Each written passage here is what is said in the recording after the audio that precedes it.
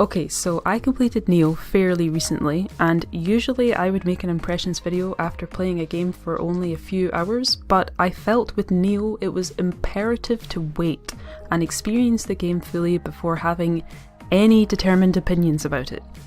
It's true that the game has so much depth, and it's so much more than just a hack and slash, so, I mean, there's still areas of character building I haven't explored fully. But to get into this, I might as well get the Dark Souls comparisons out of the way. If you've clicked on this video, you've no doubt heard them all by now, and you know the ways in which the games are similar. Yes, it's challenging. Yes, you drop a bloodstain upon death, you level up using currency, the game's equivalent of Souls, and yes, levels mostly all end in a big boss match. But that is about as far as it goes. The similarities exist only on a base level. Underneath the surface, you'll find that Nioh is a lot different.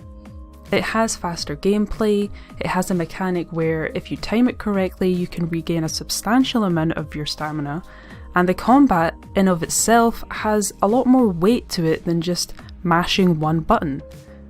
There's chain combo attacks, and a lot of the time it feels important to be on the offense as much as you can. Unlike Dark Souls where your defense plays a huge part.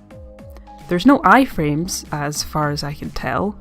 Dodging through attacks isn't really a thing. A lot of the time sprinting away from attacks is the go-to method. So when you look at it and you include Nioh's use of low, mid and high stance attacks, the combat is a lot more complicated than your typical Souls game. However, going into Nioh with the knowledge of how Souls games work doesn't hurt. My experience with Souls taught me to be cautious of my surroundings, to bait out attacks, to lure out enemies. I mean, there's things you expect to see in Nioh because of Souls games. I expected a bonfire equivalent. I expected to level up using currency gained from fallen foes. And more importantly, I expected to die a lot. And I really died a lot. Judging by my endgame stats, I died almost 400 times. 400 times. I mean, wow. It sounds really quite terrible, but in my defense, a lot of those deaths were me simply trying to figure out a boss's moveset before fully committing to an actual attempt at killing them. But whatever, I was still pretty bad. And anyway, that brings me into my next point. Let's discuss this game's difficulty. Do I think Nioh is harder than Dark Souls and Bloodborne? My answer is, in my opinion, based on my experiences, Nioh is harder than both Dark Souls and Bloodborne. My reasoning behind this is because Nioh is just incredibly fast, and you have to react to things so very quickly. The bosses in this game are just constantly on you, and they really don't like to give you much breathing room. I found that typically I was alright at dodging attacks from most bosses and staying safe. The crutch came at being consistent.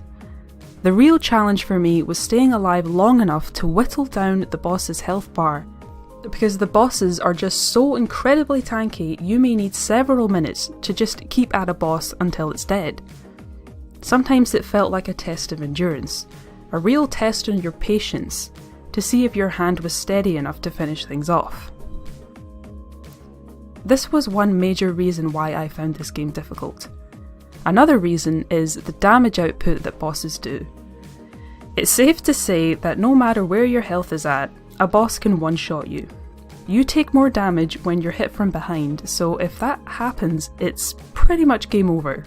Boom, in one hit. And if it's not one hit, then it's two hits. Yes, being 2 shots away from death is obviously a crippling issue when going toe-to-toe with whatever you're up against. My only saving grace was either running the hell away a lot of the time or blocking.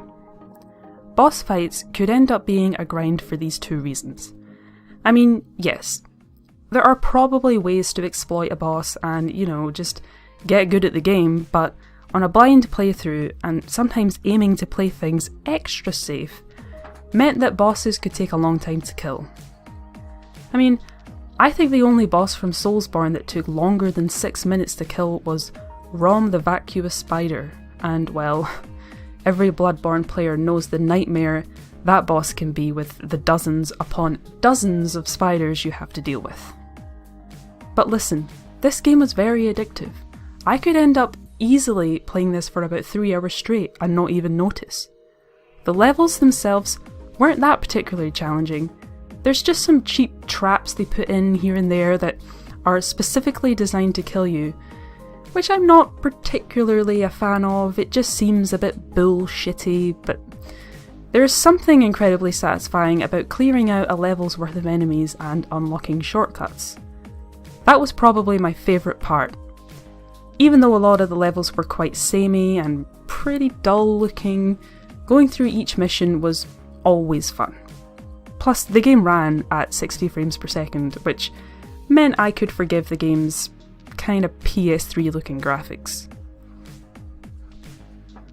I can't go away yet without mentioning repetition. This game has a big problem with repetition. There's honestly only a small pool of enemies throughout the entire game which you have to fight over and over and over and over again. Even the bosses repeat themselves. I'm not really sure what happened here. There's a gajillion different types of armour and weapons, but only a few different enemy types. This results in no surprises in late game. It ends up being that there's missions you come to do, and you recognise every single enemy you come across. There's nothing about not knowing an attack or moveset because, oh look, it's that ogre again. Looks like I have to kill another one. Okay, fine. Not a surprise and not a challenge because I've killed him 20 times already. I mean, again, it sounds like I'm really laying into this game, but I have to point out some gripes that I had with it. It does feel like a very grindy type of game, which leads into another point. Inventory management can become very tiresome. As you're constantly picking up loot, you're constantly having to free up your space. So, I mean, this could have been a lot worse than what it is, I'll just point that out. I was just glad they made it so loot was always valuable. Even if you're too high a level for the weapon or armour, you can still offer it at the shrine and get some Amrita or maybe even some elixirs. This was such a useful way to reach enough Amrita for another level gain and of course to stock up on elixirs because Christ knows I needed a lot of elixirs. So I should wrap things up here. There are smaller, nittier things that I could pick up on, but this has probably gone on long enough, and my final verdict on this game is a pretty solid 7 out of 10. There are things I enjoyed and I had a lot of fun with. There's enough scope here to play this game for a second time to see how differently you can build your character and so on. I can't rate it any higher because I felt there was too much it lacked on. But obviously this is just one person's opinion and one person who wasn't that skilled at the game, so I mean I was average at best, and I'll be honest, the post-game missions that unlock seem ridiculous. So anyway, I mean that's it really. I can't say I liked Nioh as much as I like the Souls games. It doesn't match up to the quality of level design, enemy variation, and epic boss fights. It just sadly doesn't scratch that itch. I would like to see more games come out though that, you know, are in the same vein, the style and genre of Souls. If more Souls-like games could be made to the standard of Nioh, then I'd be very happy indeed. So, right. Thanks for listening, and I'll catch you in the next one. Bye!